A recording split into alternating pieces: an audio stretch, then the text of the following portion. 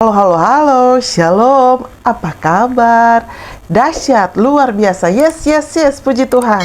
Saya diberkati, kamu diberkati, kita semua diberkati, amin. Berjumpa lagi dengan Enci Ika Fitri dalam Bina Anak Pelajaran yang ke-15. Kali ini dengan judul, Kasih Tuhan dalam Kematian Yesus. Adik-adik yang diberkati Tuhan, pembacaan Alkitab kita terdapat di dalam kitab Perjanjian Baru, kitab Injil Matius, ya, pasal 27 ayat 45 hingga ayatnya yang ke-56. Siapkan Alkitabnya ya adik-adik. Duduk yang manis, jangan ganggu-ganggu teman ya. Kita fokus dalam pembelajaran supaya kita boleh menyenangkan hati Tuhan ya. Kita menghormati Tuhan kita. Sebelumnya kita mohon pimpinan kuasa Roh Kudus Tuhan, kunci tangan, tutup mata, tunduk kepala. Kita berdoa.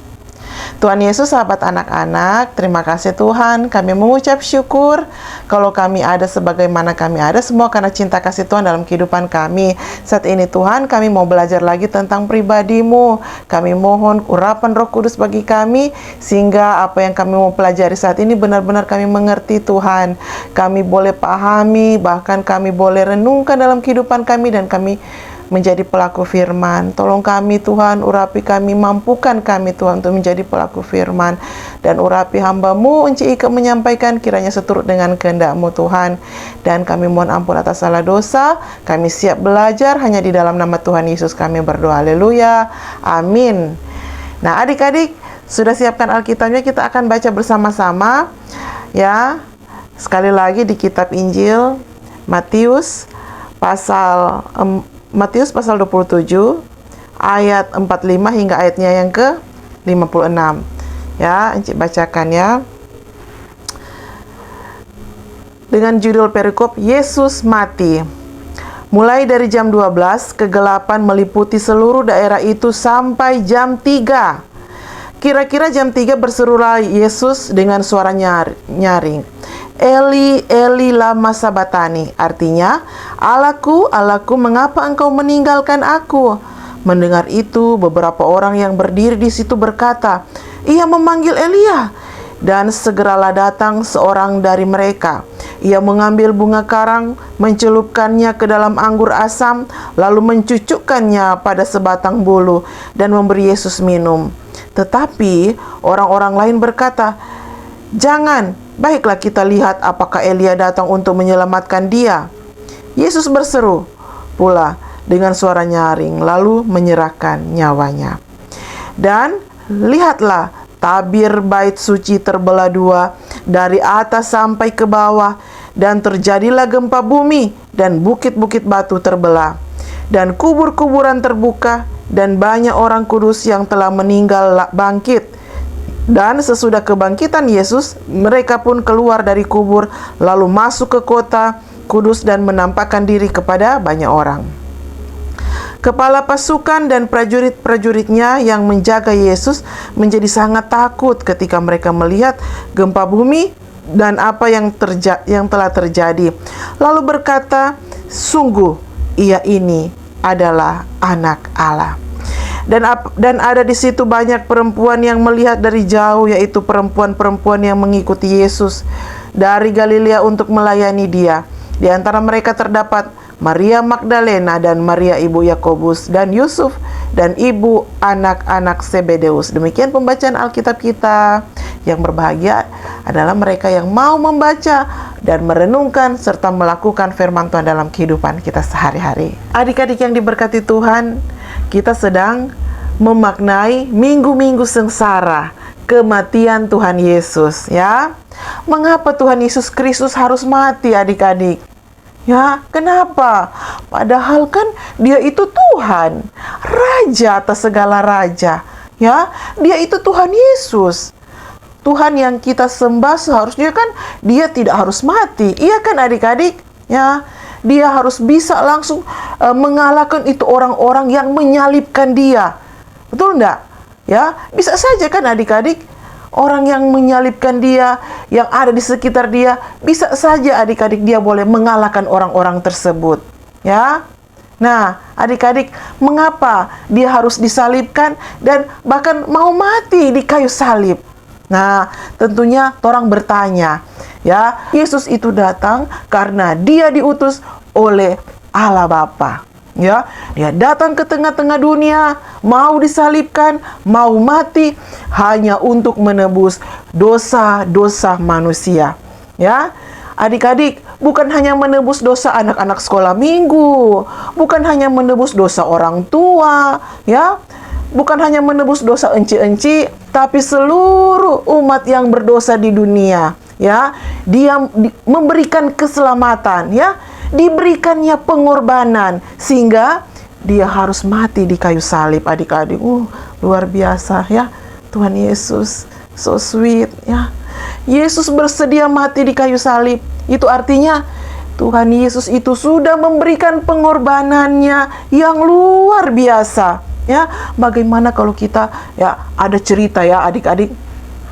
Ada seorang mau berkorban untuk sahabatnya, tetapi jauh lebih besar, yaitu pengorbanan Yesus Kristus yang memberikan dirinya, memberikan nyawanya menjadi tebusan bagi banyak orang. Ya, pasti kita sangat bersedih atas kematian Tuhan Yesus di kayu salib. Ya, adik-adik, dalam ayat yang ke-45, ya, di situ dikatakan mulai dari jam 12 kegelapan meliputi seluruh daerah itu sampai jam 3, ya.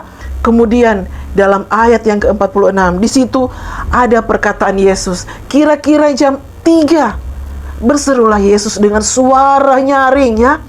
Eli, Eli, lama sabatani.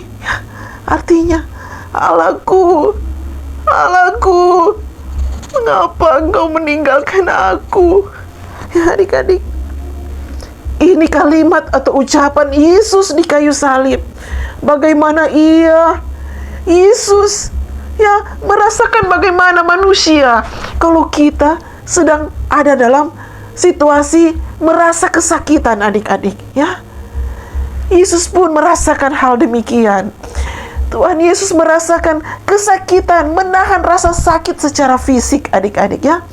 Jadi ucapan Yesus, ya, Eli, Eli lama sabatani, merupakan salah satu kalimat yang diucapkan Yesus di kayu salib, ya. Dari 7 perkataan Yesus.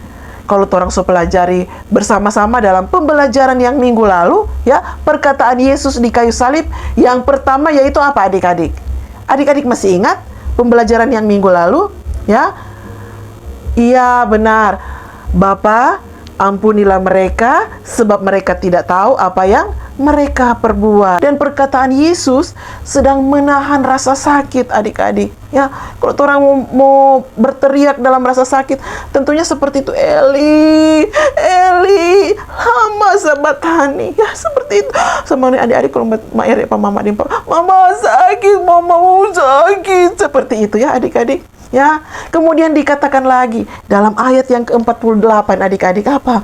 Ada seorang dari antara mereka yang datang mengambil bunga karang, ya. Kemudian bunga karang itu dimasukkan atau dicelupkan, ya, ke dalam anggur asam, ya, dan dicucukkannya ke dalam kesebatang bulu. Mereka memberi Yesus minum. Ya, adik-adik, ternyata itu pun mereka lakukan, ya, itu anggur asam ini supaya Yesus tidak merasa sakit, ya. Anggur asam adalah minuman murah yang disukai prajurit, adik-adik. Nah, adik-adik yang diberkati Tuhan, perkataan Yesus di kayu salib ternyata mulai dari jam 12 sampai jam 3 dunia ini juga merasakan bagaimana itu situasi suasana duka, adik-adik, atau kesedihan, ya, yang dialami Yesus atas pengorbanannya yang mau menebus dosa manusia. Ya, saat Yesus mati di kayu salib, ada tanda-tanda langit, ya. Dalam ayat yang ke-51, ya, di situ dikatakan apa? Lihatlah, tabir bait suci terbelah 2 dari atas sampai ke bawah. Ya, adik-adik, jadi terjadi gempa bumi dan bukit-bukit batu terbelah. Adik-adik pernah merasakan atau mengalami langsung itu gempa bumi, tanah goyang, adik-adik kan baru-baru, ya, DP situasi sangat mencekam. Rupa tuh yang dialami di Vietnam. Itu gedung rubuh dan bertingkat-tingkat adik-adik ya. Sangat menakutkan sekali adik-adik. Ya, apa itu tabir bait suci? Tabir bait suci terbelah dua. Ya, jadi tabir bait suci itu dia memisahkan tempat kudus dengan tempat yang maha kudus, ya, tempat Allah berdiam. Tabir ini menggambarkan bahwa dosa manusia, karena dosa manusia, mereka tidak sembarangan menghampiri Allah, ya. Waktu di zaman perjanjian, di masa perjanjian lama, adik-adik, ya, nggak sembarang mau berjumpa dengan Allah, ya.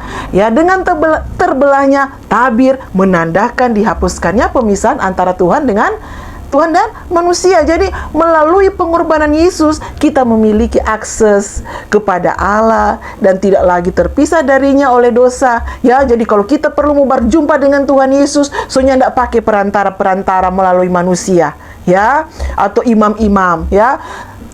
Orang terhubung langsung dengan Allah. Ya, kita memiliki jembatan menuju Allah lewat pengorbanan Yesus di kayu salib, ya. Jembatan kayu salib, berjumpa dengan Yesus lewat doa. Lewat apa adik-adik? Lewat apa? Ya, lewat doa. Ya, ayat 52, ya, kuburan-kuburan terbuka dan banyak orang kudus yang telah meninggal bangkit. Ini merupakan hasil dari gempa bumi yang dahsyat, ya, yang terjadi sesaat sebelum kematian Yesus, ya. Setelah kebangkitan Yesus Kristus membuktikan bahwa Yesus berkuasa atas maut, adik-adik, ya.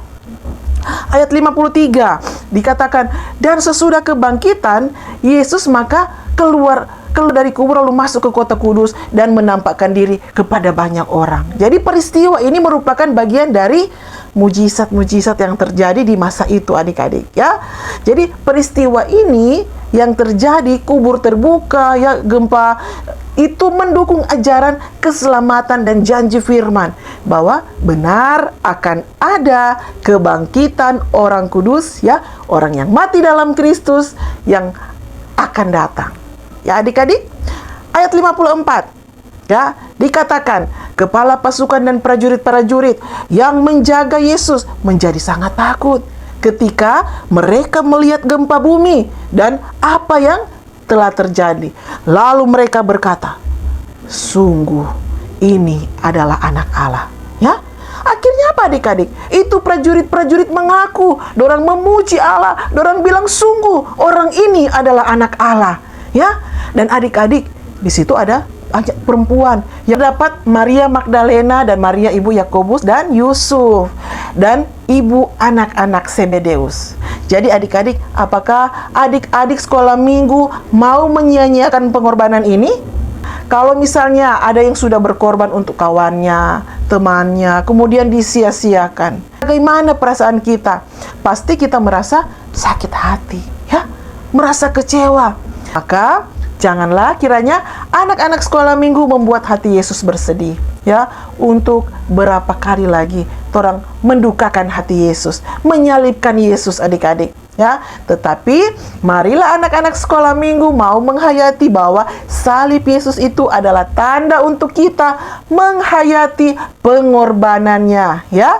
Pengorbanan Yesus Kristus. Jadi jangan menyia-nyiakan darah Yesus atau tubuh Yesus yang sudah mati untuk menebus dosa manusia. Jangan terus-menerus mengulangi dosa dan pelanggaran kita, ya.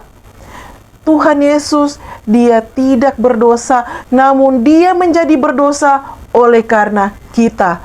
Dia menjadi terkutuk karena pemberontakan kita.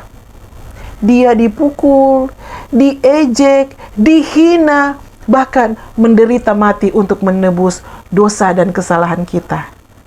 Marilah adik-adik, ya, merubah semua perbuatan kita yang membuat dosa bagi kita, ya. Yaitu kalau misalnya suka banakal, suka babantah, suka melawan mama deng papa, ya, tidak mau berdoa, malas baca Alkitab, ya, dan banyak lagi perbuatan-perbuatan kita yang membuat kita berdosa, ya, di hadapan Allah dan hilang itu kemuliaan Allah. Untuk itu adik-adik, memaknai kematian Tuhan Yesus, orang berbuat yang terbaik untuk Tuhan. Mulai sekarang Ya, mari hidup takut akan Tuhan, berserah kepada Tuhan, dan melakukan apa yang menyenangkan hati Tuhan tentunya. Yohanes 3 ayat 16, ya.